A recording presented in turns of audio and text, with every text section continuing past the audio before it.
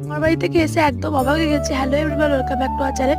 মামার বাড়ি থেকে এসেই দেখি যে খাসির মাংস আর ভুড়ি ভাজা পাঠিয়ে দিয়েছে আমার ননদের শাশুড়ি, যেহেতু ওদের পুজো ছিল সেই কারণে প্রতি বছরই আমাদেরকে পাঠিয়ে দেয় পুজোর সময়তে। তো এই দেখো, তারপর রান্নাবান্না করিলাম। আর মামার বাড়ি থেকে আসতে না অনেকটা সন্ধে হয়ে গেছিলো, যেহেতু আমাদের গ্রামের বাসটা এসেছি সে কারণে অনেকটা সন্ধে গেছিলো। তারপর রান্নাবান্নাগুলো মানে আর্ধেক করেই চলে এসেছি আমার মেয়েকে নিয়ে। নাচ মানে ও দেখো কীভাবে নাচ করছে, ঠিক আছে, মানে ওখানে না ওদের নাচই সবাই দেখছে।